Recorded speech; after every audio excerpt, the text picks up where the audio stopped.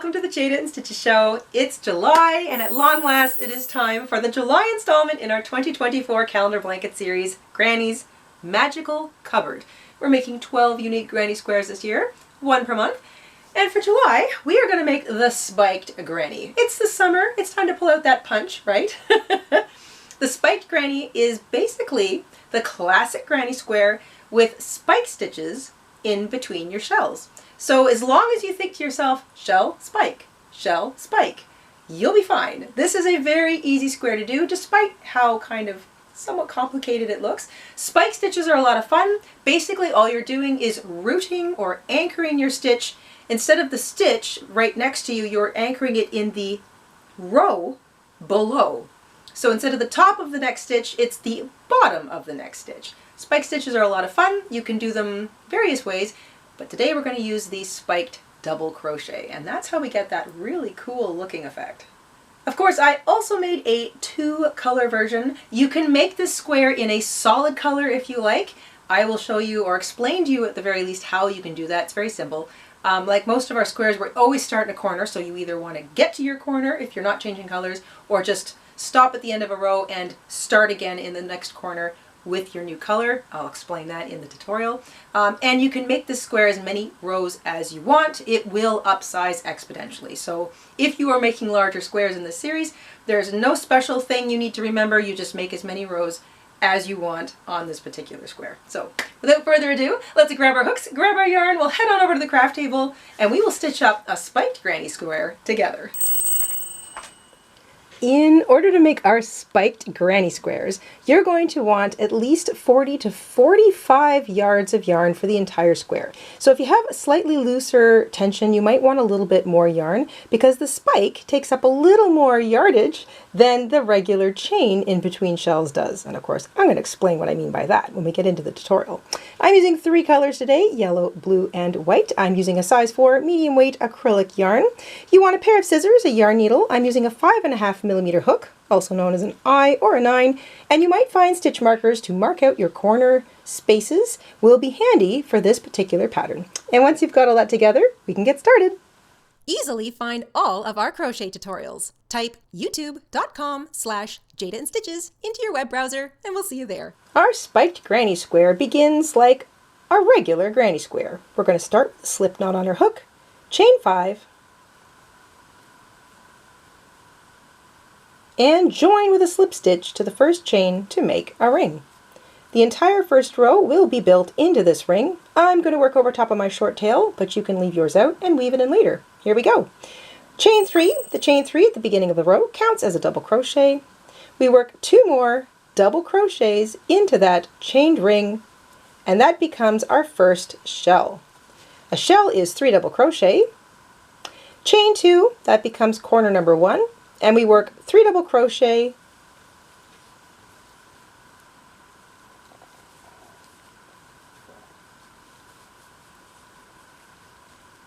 and chain 2, and we're going to work that twice more into the ring. 3 double crochet, chain 2, 3 double crochet, chain 2. You'll have 4 shells and 4 chain 2 corner spaces when you're finished row 1.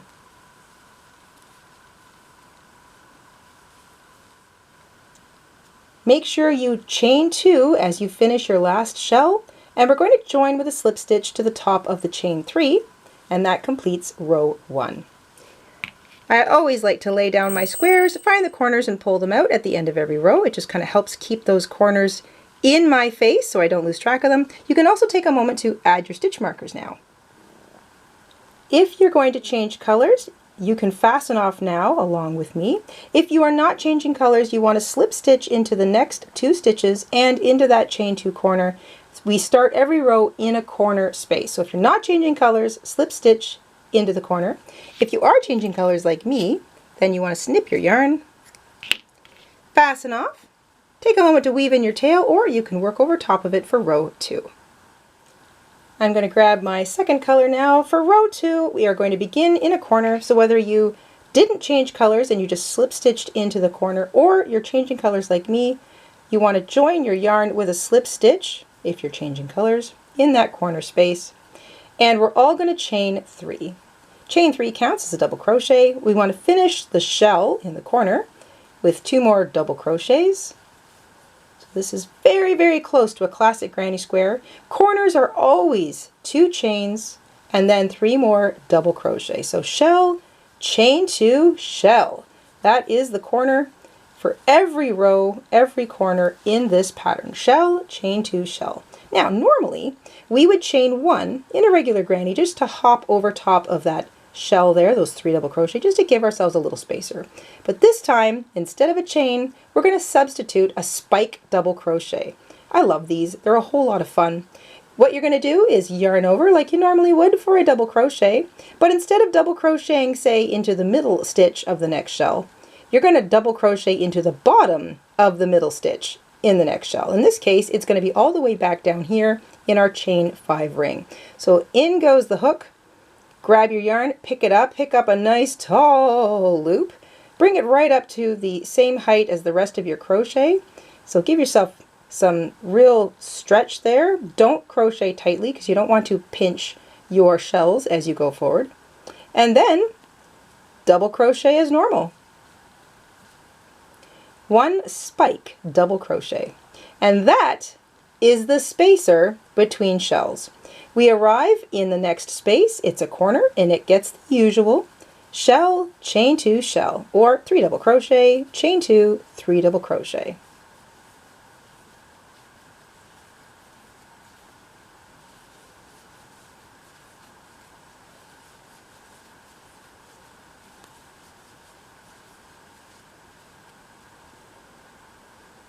Three double crochet, chain 2, 3 double crochet. That is a corner. It's every single corner for every row in this pattern. Now, instead of our chain 1, we are substituting a spike double crochet. If it's a shell you're looking at, then you want to spike double crochet over it. The spike double crochet is always located in the space or stitch directly below that middle stitch of the shell.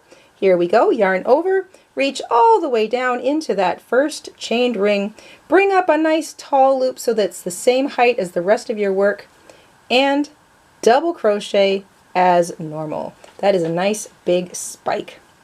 Into the next shell, corner, I should say into the next corner, shell, chain 2, shell.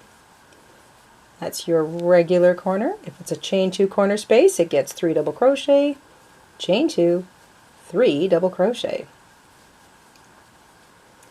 And the spacers for this particular pattern are spike stitches. That's a shell. I need to spike stitch over top of it. I'm using a spike double crochet, so I yarn over, reach into that nice big chain 5 ring, pull up a nice tall loop, and double crochet as normal.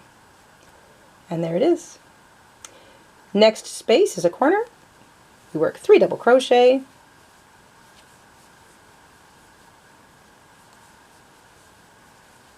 chain 2, and 3 double crochet.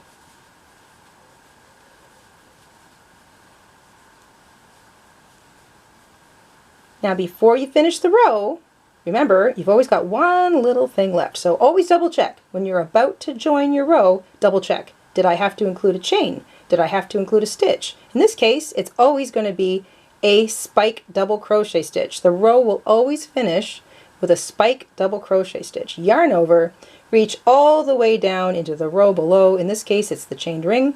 Pull up a nice tall loop, double crochet as normal. And now you can join with a slip stitch to the top of the chain 3 that began the row. Pretty much every row operates this way. The only row that's a bit different is row 3, which we're going to do together, and then every row after row 3 is exactly the same. But now we've established how to do our spike double crochet stitches, which is really cool because it gives this nice long line of color over top of the stitches of the row before. Now if you're making this in a solid color, it's just going to create a really cool texture, so don't worry, solid color looks really cool too. At the end of row 2, if you are changing colors, you can fasten off and weave in your tails like I'm going to, or if you're not changing colors, slip stitch across the next 2 stitches and into your corner space so that we all start in a corner. It's the same for every row, so if you need to change colors, join with a slip stitch to the top of the chain 3 and fasten off. That's if you're changing colors. If you're not changing colors at the end of a row, join with a slip stitch to the top of the chain 3, slip stitch into the next 2 stitches and slip stitch into the chain 2 corner space, and you'll be all set to start row 3 or whatever the next row is. So every row will finish the same way. You have options if you're changing colors or not. And then every row we want to start in the corner. I'm going to grab color number 3 and we'll start row 3 together. I'm moving on to yellow now. I'm going to begin with a slip knot on my hook. Every yarn join is the same. Slip knot on hook, find the corner space, join with a slip stitch, and I like to work over top of my tails. I'll also weave in whatever's sort of left over at the end of the project. And now we are all in the same place. We're in the chain 2 corner, and we begin with a chain 3. Chain 3 counts as a double crochet. We want to finish that shell with 2 more double crochets. And it's a corner, so it gets the corner treatment, which is shell, chain 2, shell, or 3 double crochet, chain 2, 3 double crochet, all worked into that same chain 2 space. So every single corner in every row gets the same thing. 3 double crochet, chain 2, 3 double crochet. All right, I'm going to get my little tails out of the way. I'm looking at a shell from the previous row, which means I need to double crochet spike stitch over top of it. I will be reaching into the space below, and here I go. Pull up a nice tall loop. Make sure you've got some slack on your yarn so that it's not held taut against your yarn. You don't want to pinch any of your stitches, so bring up a nice tall loop. Double crochet as normal. Get that little tail out of there. I'm going to weave those in later. There we go. You can also like kind of wiggle and pull just to sort of tighten things up if you need to. Now, normally there would be a space between these 2 shells, and that's where we would put the 3rd shell in a row 3, as you have 3 shells across each side for row 3. But it's a spike stitch, so you find the spike stitch from the previous row and you work a shell into it. 3 double crochet. So you're working directly into the top of that spike stitch. Every row, when you run into a spike stitch from the previous row, like this guy, that is your signal to put a shell in the top of it. 3 double crochet. I'm looking at a shell from the previous row, 3 double crochet, so I want to spike stitch into the space or stitch directly below it, and that is a corner space, just happens to be. Pull up a nice tall loop and double crochet as normal. So I've got 2 spike stitches now. Shell, spike stitch, shell, spike stitch. I'm looking at a corner space. Corner gets shell, chain 2, shell. 3 double crochet, chain 2, 3 double crochet. Nice and familiar.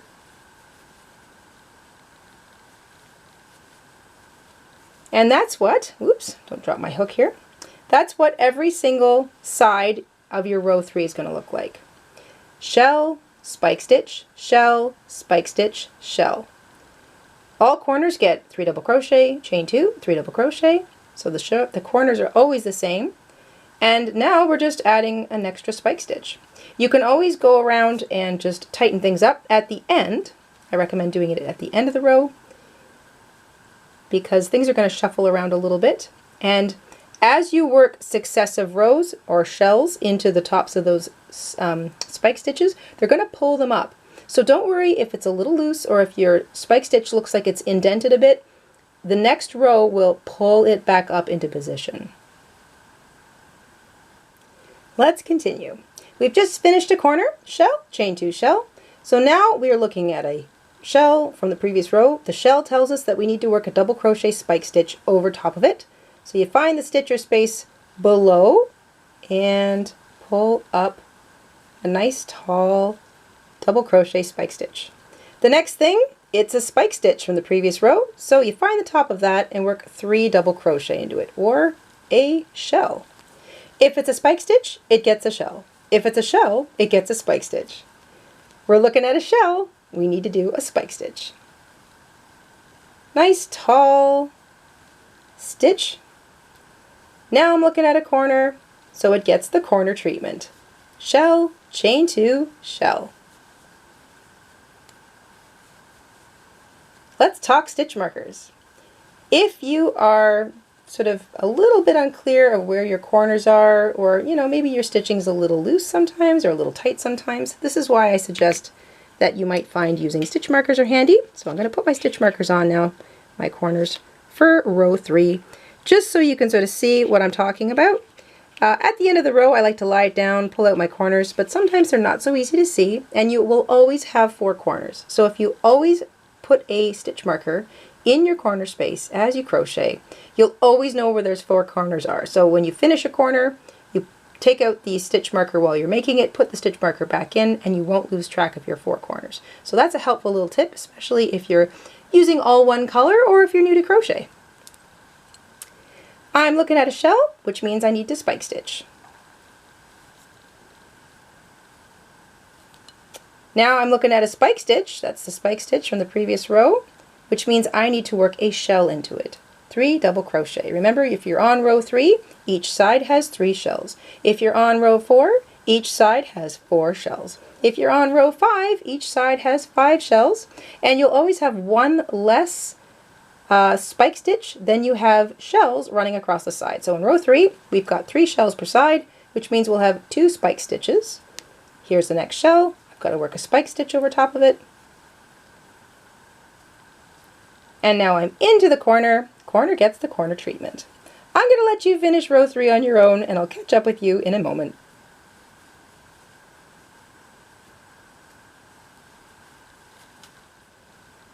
As you add more and more spike stitches, before you finish a row, just double check that you've got them all, because sometimes when you get motoring along, it's really easy to miss something. So you should always have a shell in the top of a spike stitch from the previous row, and if it's a shell from the previous row, there should always be a spike stitch sitting in front of it. So always pause just before you finish your row off, before you change colors or keep going, just to make sure you've got the right count all the way around. You'll have 3 shells per side and 2 spike stitches per side at the end of row 3. Also, if you're counting stitches, we don't count the chain 2 corners, we're only counting stitches. You'll have 3, 6, 9 stitches from the shells and 10, 11 stitches from your 2 spike stitches. So 11 stitches per side at the end of row 3. Then you can join your row with a slip stitch to the top of the chain 3 that began the whole thing. I can go ahead and put my other little stitch marker on here so you can see my corners. Pull out those corners. And once again, if you are changing colors, you're going to fasten off now, weave in your tails, or if you're not changing colors, slip stitch across to the corner space. We all want to start the next row from a corner. I am back to white for row number 4. I'm going to take my stitch marker out of the corner and I'm going to join my yarn. Every row begins the same way. You are either in that corner because you slip stitched into it because you weren't changing colors, or you have joined your yarn with a slip stitch because you are changing colors. Chain 3, that counts as double crochet. We finished the corner. Every corner is shell, chain 2 shell. And I'm just working over top of those little tails, but whatever's left out, I will weave in at the end.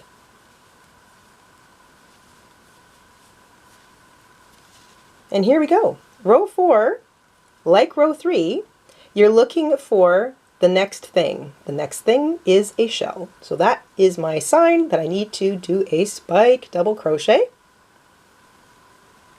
Get that little tail out of the way. I'll weave you in later. So spike double crochet goes over top of the shell. Here's another little tip. If your yarn twists on you, you can just take a minute to untwist it. So if it's twisting a little bit, you can just untwist it and then pull up and tighten, pull up and tighten, and that will just smooth things out. Don't tighten too much though. Remember that your shells in the next few rows will be built into the top of your spike stitches, which will pull them up. So still want a little bit of looseness there, but if you find your yarn is twisting, just untwist it. The next thing is a spike stitch from the previous row, so that is my signal to do a new shell. 3 double crochet.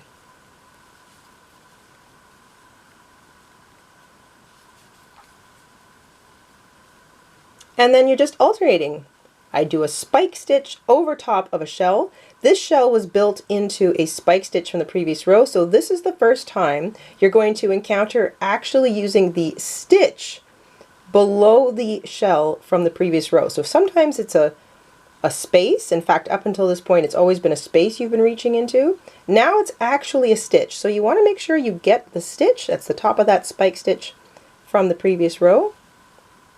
That really helps keep that spike stitch in place. It's not going to move around. Next thing is a spike stitch. So we put a shell into that, 3 double crochet.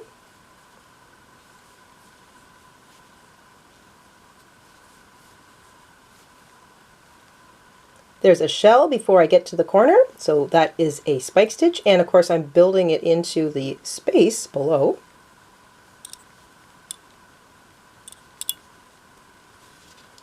I'll take a moment to put my stitch marker back into my chain 2 corner over here, because I'm over to a corner. Corner space is marked with a stitch marker, so that is a nice reminder, if you're using stitch markers, that it's time to do the corner. Corner treatment, shell, chain 2, shell.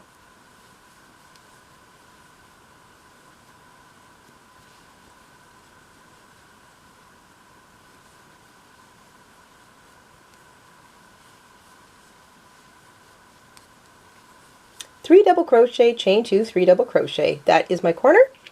I will take a moment to put my stitch marker back in. So each side of row 4 is shell, spike stitch, shell, spike stitch, shell, spike stitch, shell. Row 4 means you have 4 shells running across each side, and you always have 1 less spike stitch than you have shells. So every row side, or every side in row 4 I should say, is going to look like this. Shell, spike stitch, shell, spike stitch, shell, spike stitch, shell. Just remember, when you're looking at a shell from the previous row, it means you need to spike stitch.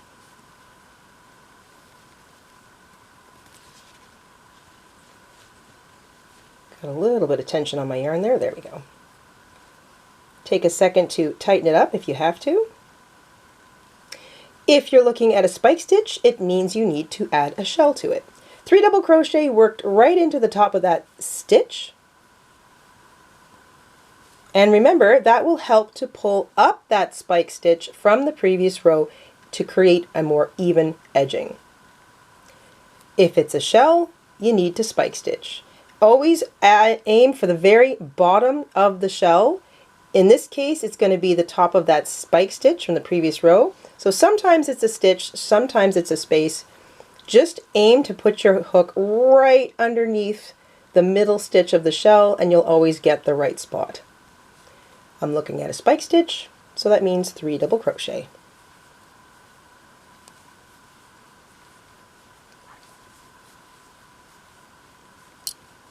I'm looking at a shell, so that means a spike stitch. And then, make sure I finish that properly, I have arrived at a corner space as indicated by my stitch marker, and the corners always get the same treatment: shell, chain 2, shell. So that's 3 double crochet, chain 2, and 3 double crochet. And that, my friends, is how you do row 4, row 5, row 6, etc. So I'm going to let you go ahead and finish row 4 by yourself. Remember, every side will have shell, spike stitch, shell, spike stitch, shell, spike stitch, shell. The other way of looking at it is that your sides for every row going forward will always start with a shell and end with a shell. They will have as many shells along the side as the row you're on. So this is row 4. There are 4 shells running across each side. You will always have 1 less spike stitch per side. So I've got 3 spike stitches. And as you get to the end, before you close your row, just pause and double check that you haven't missed a spike stitch or a shell anywhere, because it is very easy to get motoring in this little pattern, and you don't want to skip putting in a spike stitch or miss putting in a shell when you get to a spike stitch in between shells from the previous row. So I know it might be attempting to speed up, but hold your horses and make sure you get all those spike stitches and all those shells. At the end of row 4, Make sure that you've got 3 spike stitches per side and 4 shells per side, and that if you want to count up your stitch total, it'll be 15 stitches per side. So that's what 4 shells and 3 spike stitches come out to. 15 stitches per side plus your 4 chain 2 corners. Now it's the same old thing. If you're changing colors, you've joined with a slip stitch to the top of the chain 3, fasten off. If you're not changing colors, slip stitch across to the corner. For rows 5, 6, and onwards, you can make this square as many rows as you like. It will infinitely grow larger, so the number of rows you end up adding to it won't change the look of the square. But we're only making 6-row grannies, or at least I am, so it's something to keep in mind. But rows 5, 6, and any rows you add beyond are all identical to row 4. So you always want to start in the corner, whether you've slip stitched to it or you've joined a new color in it, like I have. Chain 3 counts as a double crochet, of course. You can use a standing double crochet if you're more comfortable with that. It's the same thing. Chain 2, 3 more double crochet. Every corner gets the same treatment. Shell, chain 2, shell. So if you're in a corner, make sure you're giving it the corner treatment. If you're using stitch markers, it's helpful to put them back into your corner once you're done so that you can kind of keep track of where you're at. And then it's always the same thing. The next thing you come to will be a shell. That's your sign to do a spike stitch. 1 spike double crochet over top of it. You're always aiming for right below the middle of that middle stitch of your shell. So if it's a space, it's a space. If it's a stitch, like this one from the previous row, then you're putting your hook right through the top of that stitch. But I'm getting ahead of myself. The next thing you come to will be a spike stitch. You work the 3 double crochet shell into the top of that stitch. That will help carry or pull that stitch up a little bit from the previous row. So if it felt a little tight, don't worry. It'll kind of help bring it up to the right height. And then you just are on repeat. If it's a shell, you work a spike stitch. Aim for the bottom of it. It'll hit either a stitch top, like this one is the top of a stitch, or it'll just be a space. Either way, it'll put it right over the middle of that shell. Come here, you. There we go. So right over the middle. You can also sort of jiggle it to the middle if you want to. Try not to be too tight because you don't want to pull anything out of alignment. And then you're back to another spike stitch, 3 double crochet. So if it's row 5, you'll have 5 shells across each side, and you'll always have 1 less spike stitch. So 4 spike stitches, 5 shells across each side for row 5. If you're on row 6, you'll have 6 shells across each side and 5 spike stitches across each side, because you'll always have 1 less spike stitch than you have shells. And it's the same for every row after that. If it's on row 7, it's 7 shells and 6 spike stitches. If it's row 8, it's 8 shells and 7 spike stitches. And that's always per side. Your chain 2 corners never change. You always have 4 of them. And every corner gets the same treatment. Shell, chain 2, shell. You don't have to do anything fancy in the corners. Doesn't matter what row you're on. 3 double crochet, chain 2, 3 double crochet. So I'm going to let you finish rows 5 and 6 by yourself, and then we'll come on back and we'll just talk about final stitch counts per row, just so we're all on the same page. Once you've completed your 6th row, you can keep going if you're making a bigger one, or just join with a slip stitch to the top of the chain 3 and fasten off.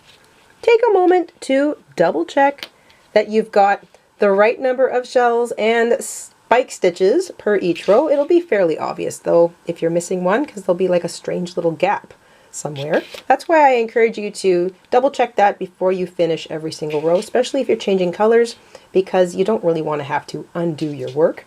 Then you can take a moment and weave in all your little tails, especially if you have some lying out the back like I do. And let's just talk sort of stitch count for each row. So per side, per row, at the end of row 3, you'll have 3 stitches per side because you have 1 shell. At the end of row 2, you'll have 7 stitches per side because you have 2 shells and 1 spike stitch. At the end of row 3, you'll have 11 stitches per side because you'll have 3 shells and 2 spike stitches. At the end of row 4, you'll have 4 shells, 3 spike stitches, and that translates to 15 stitches per side. At the end of row 5, you'll have 5 shells and 4 spike stitches, which translates to 19 stitches per side. And at the end of row 6, you'll have 6 shells, 5 spike stitches, and that translates to 23 stitches per side. Once again, I don't include the chain 2 corners because that doesn't change. You always have 4 chain 2 corners per side, or per row, I should say. And as long as all 4 of your sides are the same, you'll have a perfect square every single time. And all of the squares in this series will all match up with each other. I really like that one. It's simple. It follows the classic granny square kind of pattern, but instead of that little spacer chain, you're adding a spike stitch instead. It just kind of gives granny's square a bit of an edge, you know? I love it. I also think this would look amazing in black and white. So if you were doing a blanket on its own and you only wanted to use the granny spike stitch square or just one big granny spike stitch square blanket, I think black and white would be amazing because it would always have a spike stitch in the contrasting color over top of it. I just think that would look really cool. Very, very tessellating, kind of MC Escher staircase painting kind of thing. It's amazing what you can do with a granny square. Anyway, we hope you enjoyed making this month's square along with us, and we will see you soon here at the Jayda and Stitches show. Until then, stay safe, stay crafty, and have a great week. Bye, guys. Hi, everybody. Mr. InStitches here. Thank you for watching today. Here are some of our other videos you might be interested in. Oh, and don't forget to subscribe.